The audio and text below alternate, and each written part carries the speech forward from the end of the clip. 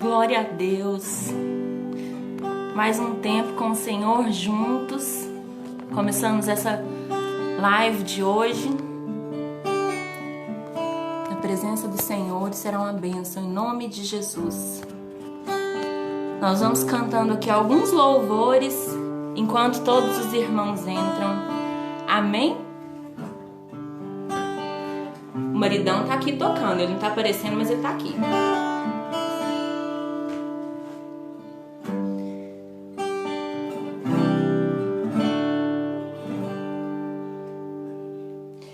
Tu és fiel, Senhor, eu sei que tu és fiel. Tu és fiel, eu sei que tu és fiel. E ainda que eu não mereça, permaneces assim. Fiel, Senhor, meu Deus, fiel a mim. A palavra do Senhor diz assim lá em Salmo 22, 31. Os que ainda não nasceram ouvirão falar do que Ele fez. Deus, o nosso Deus salvou o seu povo. O nosso Deus nos salvou. O nosso Deus nos restaura. O nosso Deus cuida de nós. E esse cuidado ele é real e verdadeiro. E está presente conosco todo o tempo. Por isso nós vamos declarar: Deus sara esta nação no poder do nome de Jesus.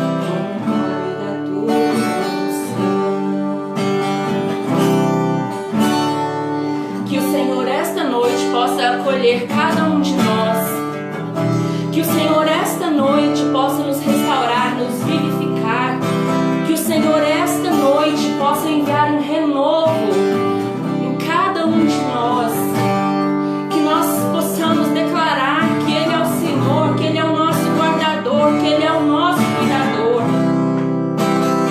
Vamos encontrar o Senhor em um jardim, num ambiente preparado, num ambiente de glória. Vamos encontrar o Senhor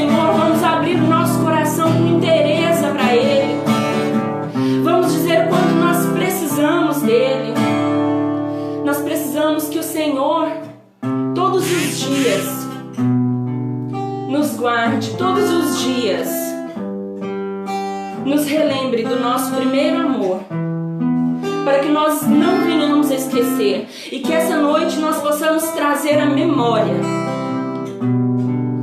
os momentos que nós estivemos na igreja, adorando ali no culto, todos juntos, dizer o quanto esse tempo ele é precioso, o quanto nós precisamos que isso volte, o quanto nós precisamos dessa comunhão com o Senhor e com os irmãos. Estou no meu jardim, tranquei a porta, abri meu coração, reguei minhas raízes com minhas lágrimas, gotas de adoração. Senhor, eu quero que os teus olhos percam o primeiro amor por ti. Não quero que ninguém se perca. O desejo de te adorar. Vem, Senhor, e me resgata todos os dias, só pra te adorar. Quero ser teu bom perfume, primeira essência, jardim particular.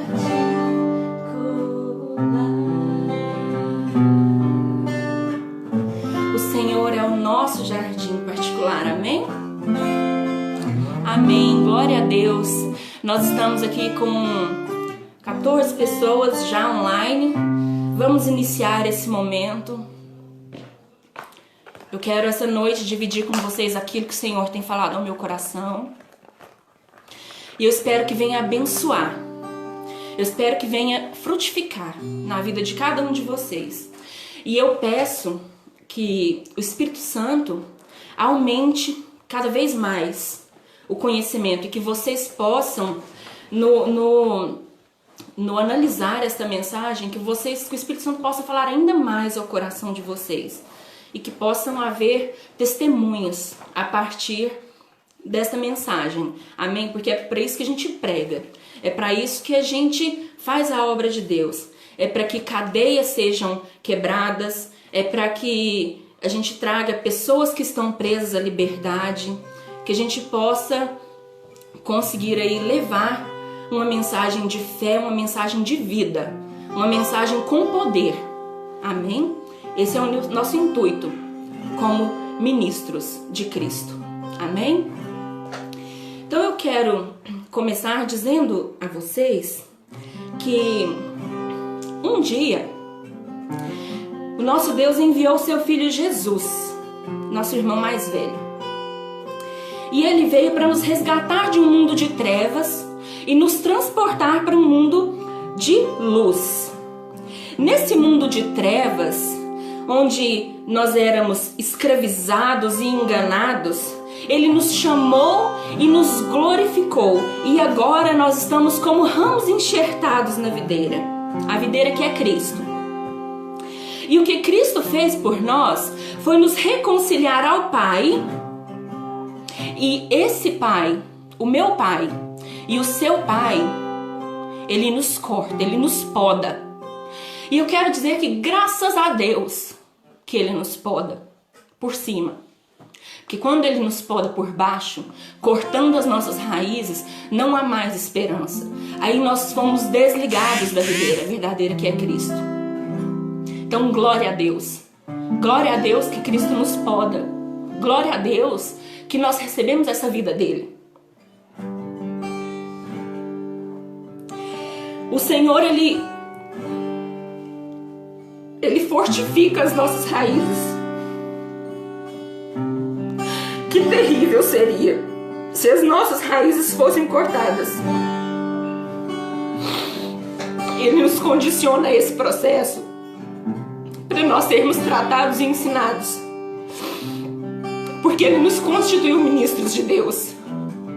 Ele nos colocou numa posição elevada.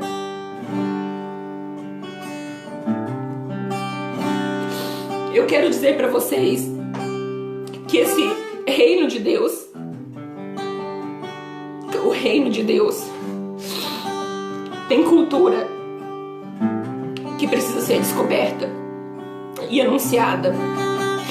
O reino de Deus tem cosmovisão. Nós fomos salvos, nós fomos curados para curar e para anunciar a salvação, anunciar a esperança da salvação. E nós estamos aqui hoje reunidos porque Ele disse que em todo o tempo Ele estaria conosco, todos os dias.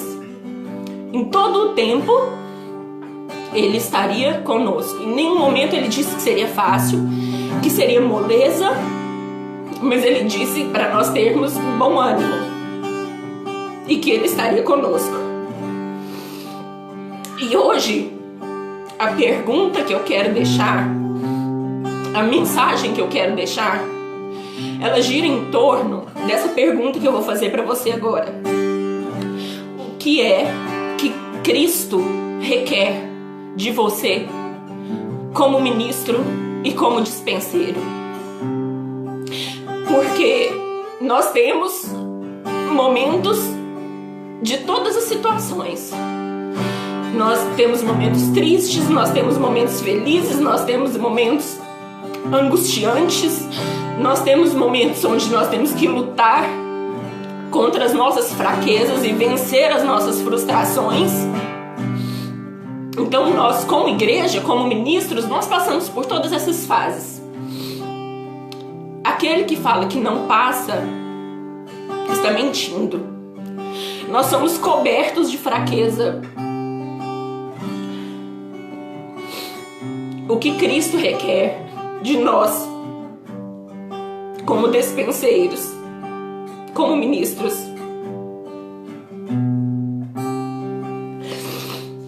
eu vou ler com vocês aqui. Eu peço que, para quem tem aí a Bíblia na mão, abra em 1 Coríntios, capítulo 4.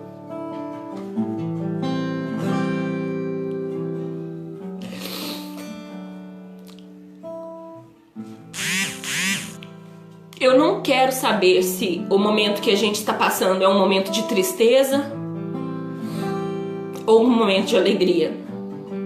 O que eu quero saber é que a palavra de Deus, ela nos dá uma ordem, ela nos dá um mandamento, o qual, se descumprimos, é um pecado. A palavra de Deus nos diz assim: deem graças em todas as coisas. Então nós não podemos descumprir esse mandamento. E independente do tempo que nós estivermos passando nas nossas vidas, Deus requer algo de nós, como ministros e como dispenseiros. E a palavra de Deus, ela diz assim, no capítulo 4, versículo 2: ora, além disso, o que se requer dos dispenseiros é que cada um deles seja encontrado fiel. Fidelidade.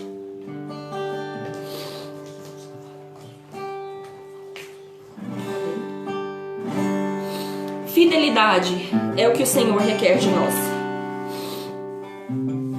O testemunho de Deus para nós, como igreja, é fiel e verdadeiro. Portanto, a nossa resposta a esse testemunho, ela também deve ser fiel e verdadeira. Então, a primeira coisa que nós precisamos ter enquanto ministros e dispenseiros encarregados de anunciar essa mensagem poderosa que cura, que salva e que liberta, a primeira coisa que nós devemos ter é a fidelidade. Fidelidade a quê? Fidelidade aos ensinamentos, aos princípios, a formação do nosso caráter, constância, espontaneidade. Fidelidade é uma característica daquele que é leal. A nossa resposta, ela tem que ser fiel. Amém? Eu vou ler aqui com vocês um versículo. E quem quiser me seguir, pode seguir. Quem quiser só ouvir, amém também. Lá em 2 Timóteo, capítulo 2, do 11 ao 13, diz assim: fiel é esta palavra. Se já morremos com ele, também viveremos com ele. E se perseveramos, também com ele reinaremos. E se o negarmos, ele por sua vez nos negará. Se somos infiéis, ele permanece fiel, pois de maneira nenhuma pode negar-se a si mesmo. Amém? Essa é a primeira característica que nós temos que ter. É uma constância. Independente da circunstância, se ela está boa, se ela está ruim, se ela está favorável ou não. Se estão te perseguindo ou não. Nós precisamos ter fidelidade àquilo que Deus falou ao nosso respeito, aquilo que Deus deixou escrito acerca sobre o que quem Ele é, o que Ele faz. Como eu disse aqui no versículo, quando nós começamos a louvar o nome do Senhor, lá em Salmos, aqueles que ainda não nasceram ouvirão falar daquilo, das grandezas e das maravilhas que Deus fez pelo seu povo. E continua fazendo, porque Ele é Deus. A segunda coisa que nós precisamos ter como ministros e como despenseiros é a verdade. Como eu disse, o testemunho de Deus para a sua igreja é fiel e verdadeiro. E o nosso também deve ser. Então nós devemos apresentar a nossa verdade a Deus. Muitas pessoas nesses últimos dias dormiram bem e acordaram doentes, chocadas. Deus, eu fui acometido por Covid-19. Deus, eu tô chocada. Ou eu estou chocado. Muitas pessoas no mundo inteiro acordaram e disseram isso. Mas nós devemos, como igreja, entender que nós devemos ficar chocados de acordar bem, de acordar vivo, porque nós não merecemos nada, absolutamente nada. Nós merecemos a morte. É isso que nós merecemos. Tudo aquilo que vem de bom que Deus dá para nós, pela sua infinita graça e misericórdia, isso deveria nos chocar. Isso deveria trazer uma reflexão sobre nós, acerca daquilo que nós identificamos, do que aprendemos de Deus. Então nós devemos sempre apresentar, enquanto ministros e despenseiros, a nossa verdade, por mais feia que ela seja, por pior que ela seja. Porque o que a palavra de Deus diz? A palavra de Deus diz que Ele é fiel para cumprir o que está escrito lá. E a palavra dele diz que ainda que os nossos pecados sejam vermelhos como a escarlata, se nós ouvirmos, respondermos, obedecermos e seguirmos com fidelidade aquele princípio, os nossos pecados, eles serão lançados no mar do esquecimento. Os nossos pecados se tornarão brancos como a neve, e Deus não se lembrará mais deles. E graças a Deus por isso. Mas nós precisamos de ter uma constância. Eu vou dar um exemplo aqui para vocês. Eu tenho aqui essa maçã aqui. Existem pessoas que a gente fala assim, ó, olha, se você for bem comportado, se você fizer isso, isso, isso e isso, a semana toda e seguir à risca aquilo que eu te pedi, no sábado você vai ganhar essa maçã. E aí essa pessoa, ela segue tudo, à risca, certinho, bonitinho, pra ela ganhar essa maçã no sábado. Aí ela ganha essa maçã no sábado. E aí no domingo ela volta a ser a mesma pessoa que ela era. Porque ela foi fiel ao desejo. E ela fez tudo certo porque ela estava interessada no prêmio. Mas nós devemos remoer aquilo que Deus fala conosco, a palavra de Deus, e isso deve surgir com naturalidade de dentro de nós. Nós não roubamos porque existe algo escrito lá, olha, não pode roubar. Nós não roubamos porque nós de fato entendemos o porquê que aquilo é errado, quais são as circunstâncias daquilo. E pode ser que existem aí muitos ministros mundo afora que estão fazendo as coisas na força do braço, pensando nas portas de Jerusalém que vão se abrir. E aí um belo de um dia isso vai acontecer e a gente vai ouvir a voz lá falando: não conheço vocês, se apartem de mim. Porque aquilo de fato não foi verdadeiro. Então nós não podemos perder tempo na nossa vida.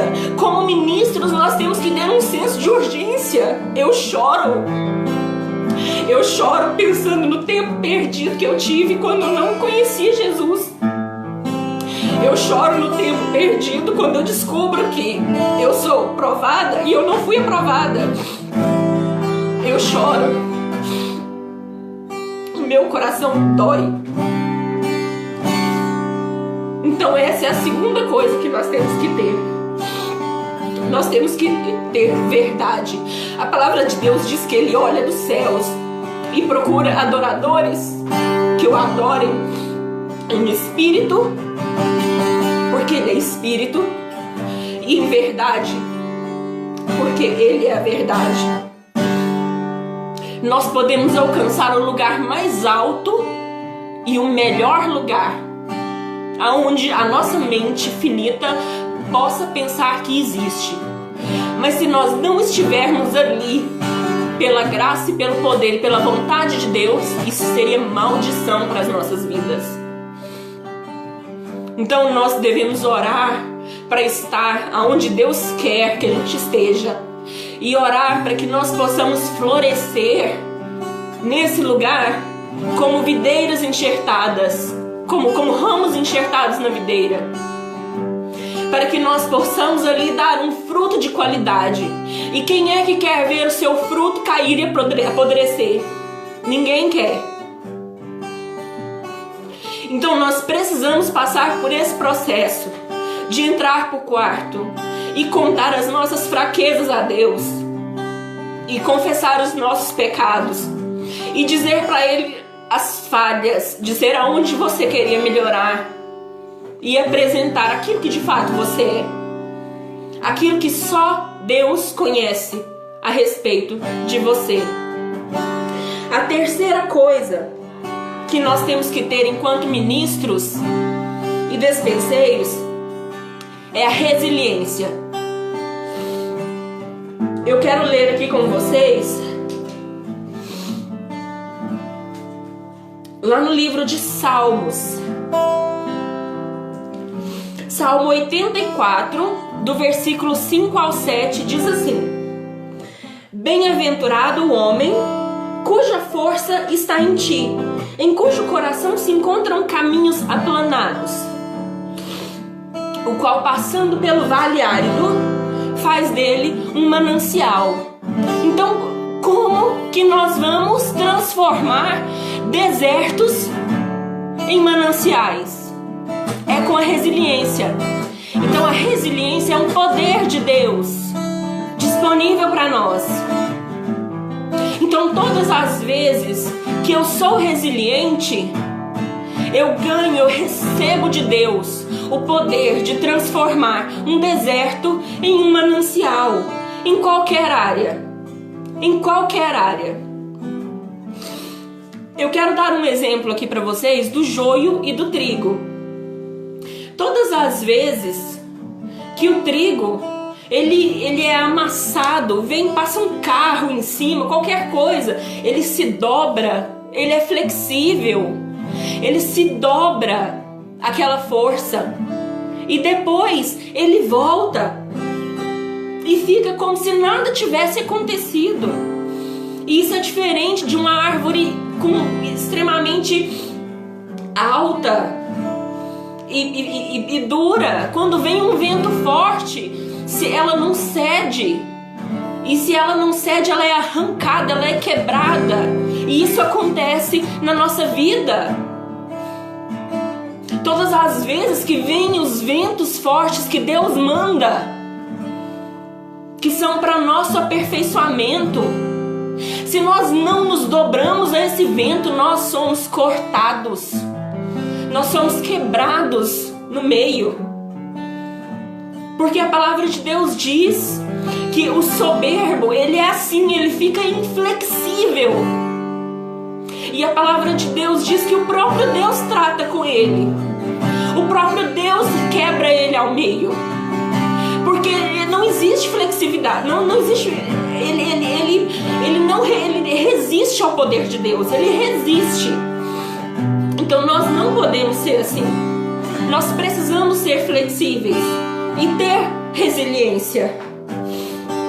Nós precisamos, seguindo a nossa vida, enquanto cristãos, ministros, despenseiros, e nós temos que olhar para trás e nós temos que ver os altares que foram ficando para trás. Quando uma pessoa chega e te dá um tapa na sua face, e aí você esquece daquilo que a palavra de Deus diz, porque aquilo não está automático dentro de você. Você não remoeu o porquê daquilo. Você não tratou daquilo com profundidade, com verdade. E aí você, em vez de oferecer a outra face, você dá a sua mão na face da pessoa. É isso que acontece. E aí, se a gente vai sendo trabalhado, a gente olha pra trás, olha lá pra trás e a gente vê o nosso ego morto lá no altar, entregue a Deus. Aí sim, Deus vem e cuida de nós. Deus vem e nos guarda, nos põe no colo. Aí sim, mas não por nossa própria força. A quarta coisa que nós precisamos ter é a humildade. Eu pergunto a você, tem como um discípulo de um mestre manso e humilde ser altivo e soberbo? Como que um discípulo de Jesus não recebe essas características de humildade? Como que a gente, como ministro, não trabalha isso em nós? Qual que é a dificuldade que nós temos de trabalhar isso enquanto igreja, enquanto corpo de Cristo, enquanto irmãos, se nós só temos a ganhar? Eu quero ler aqui com vocês lá no livro de Filipenses.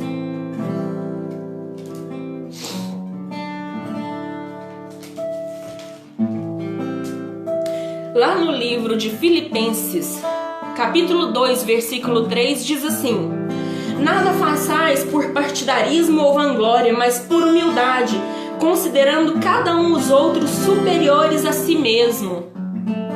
Considerando os outros superiores a si mesmo.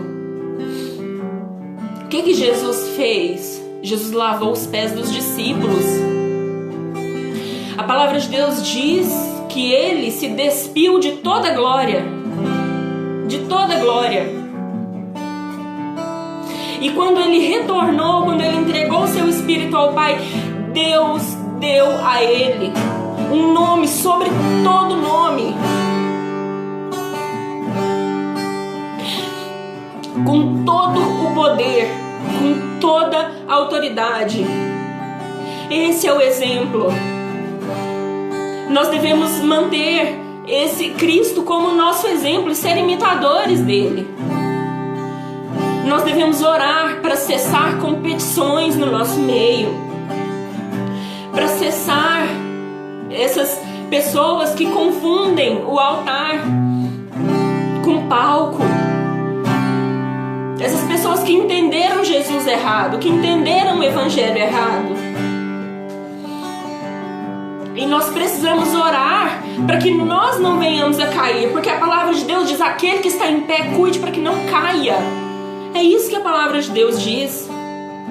Nós não estamos bem o suficiente a ponto que nós não precisamos nos preocupar com nós mesmos a respeito daquilo que nós vamos fazer quando Deus consolidar o ministério.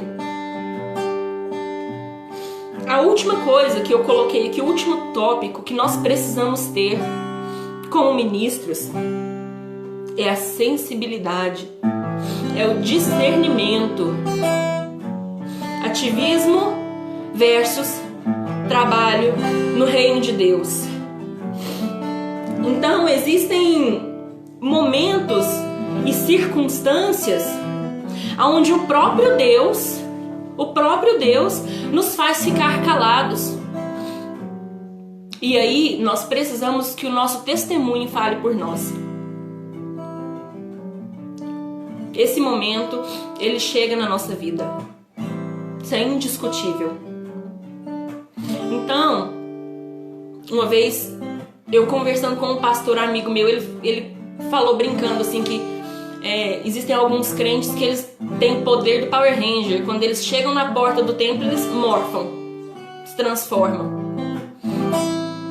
Então, não adianta eu ser uma bênção lá na igreja e não cuidar do meu primeiro ministério, que é a minha casa, não ter discernimento acerca do meu lar, dos meus filhos, do meu marido. Não adianta. E não adianta eu chegar lá na igreja e também ser uma bênção e não tratar o meu marido, os meus filhos com amor, com doçura, com meigura. Eu quero ler aqui com vocês um versículo que está lá no livro de Provérbios,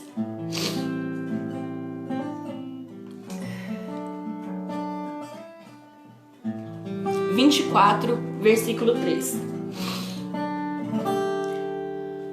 E diz assim: com sabedoria edifica-se a casa, e com inteligência ela se firma.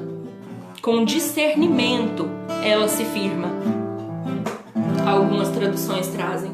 Então nós precisamos do discernimento para nós firmarmos aquilo que Deus nos dá, aquilo que nós alcançamos de Deus com sabedoria.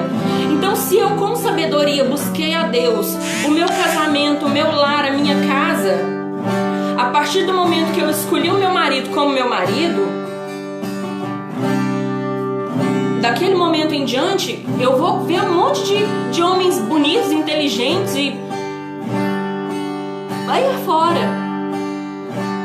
E o que eu preciso de Deus? Eu preciso do discernimento de que eu escolhi o meu marido como meu marido. E eu preciso desse discernimento para eu estruturar o meu lar como lar. Porque se eu não tiver esse discernimento de que o meu marido é meu marido, independente de quantas pessoas existem lá fora, eu vou ruir a minha casa. Eu vou destruir aquilo que Deus colocou na minha mão. Então, com sabedoria, nós buscamos de Deus as coisas, as melhores coisas que nós achamos que é para nós. E quando nós conquistamos, se nós não tivermos o discernimento, nós vamos perder. A palavra de Deus, ela diz que todas as vezes que nós desprezamos algo ou alguém, aquilo é tirado de nós. Nós perdemos, nós automaticamente perdemos aquilo. Essa é a palavra que Deus colocou no meu coração para dividir com vocês. Eu vou agora chamar o meu marido para fazer essa última oração com vocês. Eu espero que vocês tenham sido edificados. É um prazer.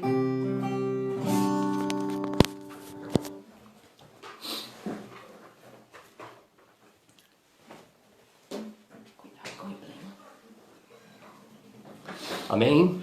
Glória a Deus. Deixa eu só me posicionar aqui. Eu gostaria que você nesse momento fechasse seus olhos. Gostaria nesse momento que você levasse o seu pensamento a Deus. E que nesse momento você refletisse sobre todas essas coisas que foram faladas aqui. Sobre a fidelidade, sobre a verdade, sobre a resiliência, sobre o discernimento. E que você, como cristão, como ministro, como dispenseiro, como obreiro, você busque isso para a sua vida. Essa vai ser a minha oração nesse momento. Para que o Senhor te dê discernimento, para que o Senhor coloque paz no seu coração, verdade no seu coração, para que Ele leve você a conhecer realmente quem é Cristo e levar esse Jesus Cristo para as outras pessoas, para os seus parentes que ainda não são cristãos, para as pessoas que estão no seu trabalho. Que você seja referência e que você use todos esses conceitos para buscar a Deus e para trazer as pessoas, levar as pessoas até Deus. Amém? Feche seus olhos. Senhor, em nome de Jesus, eu oro nesse momento por cada irmão, por cada irmã que assiste esse culto, que assistiu essa pregação.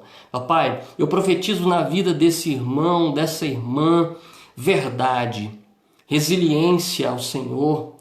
Eu profetizo na vida desse irmão todas as coisas boas que foram ministradas aqui. Eu profetizo na vida desse irmão, dessa irmã, um conhecimento profundo da Bíblia, um conhecimento profundo da palavra do Senhor, uma vida transparente, uma vida que leve as outras pessoas a conhecerem o Senhor somente pelo seu testemunho, somente pela sua vida reta, somente pela sua vida que em silêncio você produza boas coisas no coração das pessoas, na mente das pessoas. Que você que está assistindo esse culto nesse momento seja tocado e todas essas coisas, essa sabedoria que vem do alto, o discernimento, a verdade, a resiliência, todas essas coisas sejam colocadas no seu coração, para que você possa honrar e glorificar ao Senhor todos os dias, em todos os momentos da sua vida. Em nome de Jesus, assim eu profetizo. E ao final eu digo, Senhor, muito obrigado por todas essas coisas, por tudo que o Senhor ministrou ao nosso coração, porque o Senhor é tremendo, o Senhor é maravilhoso. Em nome de Jesus, obrigado. Amém. E que você possa apresentar ao Senhor uma área da sua vida que você gostaria que melhorasse, onde você puder melhorar, apresentar isso a Deus em oração, colocar isso como meta na semana, fazer um exame e apresentar-se a Deus, e que em nome de Jesus essa palavra ela venha frutificar na vida de cada um de vocês. É um prazer, novamente eu digo, estar com vocês. Eu profetizo que em nome de Jesus nós estaremos juntos, reunidos novamente, porque o Senhor é poderoso, Ele é por nós. E nós finalizamos aqui, neste momento, deixando um abraço no coração de todos. Amém? Pai do Senhor, Deus abençoe.